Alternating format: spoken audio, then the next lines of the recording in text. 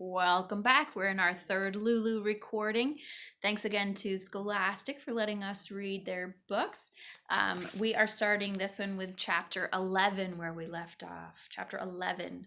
Lulu, filled with impatience, was standing on Mr. and Mrs. porch, and she was late. Fleshman was waiting patiently under a tree. He was holding on to Pookie, who immediately fell asleep, and gently patting Brutus, who promptly pooped. Mr. and Mrs. weren't upset about Lulu's being late because they were busy looking for Cordelia, who, even with Lulu's help, could not be found. Fleshman watched Mr. and Mrs. and Lulu calling, "Cordelia! Cordelia!" as they poked and prodded the junk pile on the porch. And then, because it was getting too late, and even though Lulu scowled to stay out of this scowl, he joined them. Handing the two dogs to Lulu, Fleshman knelt by the pile of junk and started speaking softly in a language that nobody else on the front porch knew. Well, nobody but Cordelia, because as soon as he started talking, she came popping out of the pile and yapping blissfully, went waddling over to Fleshman. "It's Cordelia!" shouted Mr. "It's Cordelia!" shouted Mrs. "It's time," Lulu announced, "for me to go."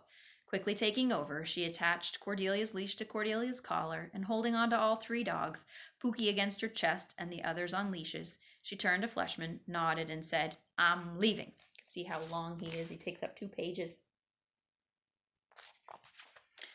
That nod was maybe Lulu saying thank you, or maybe not. Fleshman, though not invited, was leaving with Lulu, but Mr. and Mrs. first had 2 questions to ask. What kind of language did Fleshman speak to Cordelia, and what exactly did he say to her? "I spoke in German," Fleshman explained, "because Cordelia is a dachshund, and dachshunds are German. I also know how to talk to French poodles in French." And then he told Mr. and Mrs. what he said to Cordelia to make her come out of hiding, but I really don't feel like discussing that right now. Chapter 12. 6.5 minutes later, evening up with Brutus and Pookie, Cordelia pooped. Chapter 13. That was it. Chapter 12 was about pooping. That's pretty funny. Chapter 13. Lulu needed to get back home, or else she'd be late for school, but she also needed to bring the dogs back to their owners. "I can do that," said Fleshman. "I don't have school today. They're giving me the day off because I'm so smart." Lulu knew she should thank him, but she really, really, really wanted to stomp him. Wouldn't you? Still, as Fleshman went off with Cordelia and Pookie and Brutus, and Lulu pulled up her socks and hurried home, she forgot about all the difficulties of the morning and thought about all the money she'd already earned, which inspired her to sing. You guessed it, another money song. "Howie, Harry, Harvey, Hank, lots of money for my bank. Goldie, Gracie, Gladys, Glore, lots of money for my drawer. Money, money, money, money, money." Lulu thinks it's okay to use the name Glore to rhyme with drawer because she says Glore is a nickname for Gloria.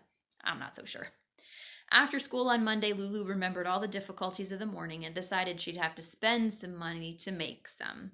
She went to the market and bought the cheapest dog biscuits she could find. She went to the toy store and bought, for only 69 cents plus tax, a plastic toy flute. And then she went to the library and took out from the language section an easy-looking book called Beginner's German. She figured it wouldn't take much to learn what she needed to learn to make the dogs behave. She figured that she would do just fine without Fleshman.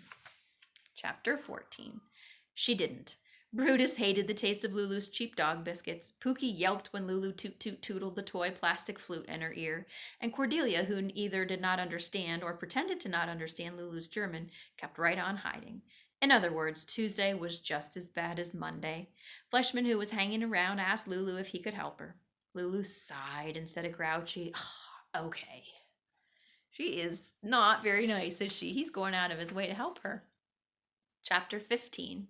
Lulu bought better dog biscuits, practiced harder on the flute, and memorized saying in German, though it made her want to throw up, "You are the bestest, most beautiful dog in the world." But Wednesday was worse than Monday and Tuesday combined because Brutus wouldn't start walking and Pookie wouldn't stop yelping and Cordelia hid so well that she couldn't be found. In addition to which, Brutus missed and pooped all over Lulu's foot, maybe on purpose. Maybe on purpose. Fleshman, who was hanging around, asked if he could help. Lulu sighed and said a grouchy, "Okay." Chapter 16. On Thursday, after a morning twice as bad as Monday and Tuesday and Wednesday combined, Lulu told Fleshman she'd hire him as her assistant. She said she would pay him $13 a week. Chapter 17. $13 a week? Is that fair? Let me figure this out.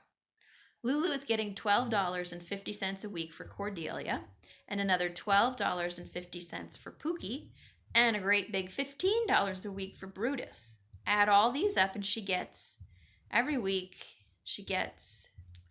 single week. I'm close, I'm almost there. Every single week, she gets $40 whole. And she wants to give Fleshman, who works just as hard, maybe harder, a measly $13 every week. That doesn't seem one bit fair to me, but hold it. Listen to what Fleshman's saying. I don't want your money, Lulu. I'm happy, delighted, thrilled to help you for free. It's truly my pleasure to serve you. Fleshman, stop it right now, Lulu roared, or I'm throwing up right now on your perfect sneakers. Fleshman shrugged his shoulders and stopped it right now. Oops, there they are. He's just a super nice guy, isn't he? Have you ever met anyone like that who just really wants to help all the time and doesn't expect anything in return? That's a pretty nice person to meet, and it's not very nice when people act like that towards someone that nice, is it? Let's see what happens. Chapter 18. On Friday and for the next 2 weeks, Lulu, along with Fleshman, walked the dogs. They each took turns making dog biscuit trails for Brutus. They each took turns coaxing Pookie by tooting the flute. And they each took turns saying the most flattering things in German to Cordelia to persuade her to come out of her hiding place. And as long as Fleshman was there, the dogs behaved. Do you think they're going to behave without him there? Oh, there's the dog again.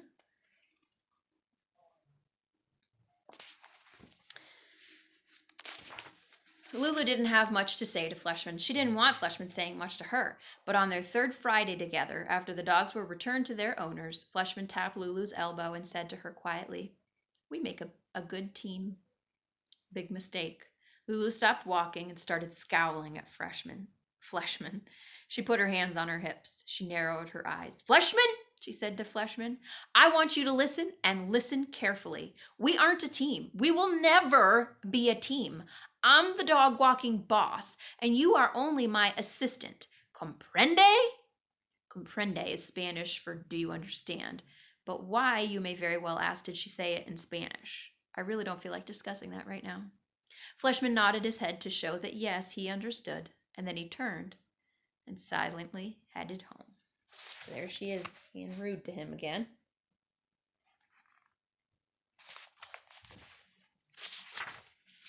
Chapter 19.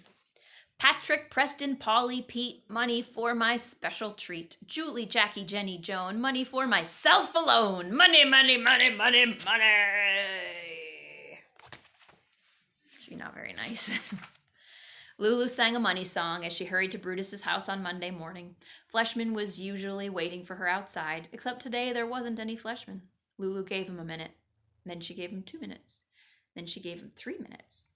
3 strikes and you're out, Lulu said to no one in particular, after which she announced, "So what if Fleshman isn't here? I'm going to walk these dogs all by myself. I know I can walk these dogs all by myself." She took a deep breath and said out loud, sounding a lot more sure than maybe she was, "I'm ready to walk these dogs all by myself." And I have to admit that for a little while, Lulu actually looked as if she were ready, because Brutus followed obediently as Lulu dropped biscuits and made him a biscuit trail. Pookie listened politely as Lulu coaxingly tooted her flute, after which she, as in Pookie, not Lulu, pooped. And Cordelia, after Lucy said some gooey blah blah blahs to her in German, was persuaded to waddle out of her hiding place. But as soon as Mr. and Mrs. waved goodbye to their Cordelia and closed the front door, the morning got worse than it had ever been before. Lulu, standing under a tree, said to the dogs in one of her bossiest voices, "Okay, let's move it. Brutus, Cordelia, Pookie." Except she forgot and rhymed the pook part with book. This, as you may remember, hurts Pookie's feelings, which, as you remember, you don't want to do. So there's a mad Pookie right there. Pookie, not Pookie, right? Pookie, leaping up high in the air, fastened her pointy teeth onto Lulu's jean jacket, holding on tight and yelping at the same time, while Cordelia slipped out of her collar and went dashing back onto the porch, where she hid herself deep, deep, deep down in the pile of junk. As all this was going on, Big Brutus, who wasn't as dumb as he looked, circled wildly around and around the tree trunk, wrapping his leash around it just as tightly as Lulu had done on their very first walk together. And Lulu, who'd been leaning against the tree as she tried and kept failing to shake off Pookie, discovered too late, that she had been totally tied by Brutus's leash to the trunk. Totally, utterly, absolutely, embarrassingly, humiliatingly tied. And there we see what we got a clue of happening on the front cover. She got tied to the tree. See how she's going to get out of that now. She couldn't move her arms. She couldn't move her legs. She couldn't chase after Cordelia, or shake off Pookie. And she certainly couldn't untangle herself from the leash, still attached at the other end of Brutus, who was standing just out of her reach, triumphantly woofing. And if you find it hard to believe when I tell you that Brutus tied up Lulu on purpose, remember who's in charge of this story. Me. Lulu wriggled and wriggled, but she couldn't get herself loose. So after a while, she stopped wriggling and began to think about what she could do to get loose. And after a longer while, she started wriggling some more. Until, finally, after feeling that she had been tied forever to the trunk of that tree, Lulu saw, well, you know who she saw. Flashman. Yep, there he was, good old Fleshman, strolling slowly down the street, playing You Are My Sunshine on his flute. Just the person Lulu did not want to see. Just the person Lulu needed to see, just in time to take another time out. There's Fleshman. Let's see, the next time out. I think we ought to discuss what's going on here. I don't feel one bit sorry for Lulu. Do you? I don't either. You remember I said back in chapter 1 that since she met Mr. B, Lulu wasn't as big a pain as she had been, and not nearly as rude, but she sure was being extremely rude to Fleshman, wasn't she? Rude, and also ungrateful, for Fleshman helped her over and over and said he was happy to help and didn't even want money for her for helping. And all Lulu did was boss him around and threaten that she would throw up on him, and plus she wouldn't be his friend or even his teammate. Remember when she said, "We're not a team, I'm the boss"? That wasn't very polite. Maybe she needs to keep staying tied to that tree until she says, "I'm sorry, Fleshman." Wait, I think she just whispered, "I'm sorry, Fleshman." But we're going to have to go to the next video to find out. Our next recording will start with chapter 20 and we will finish it. All right.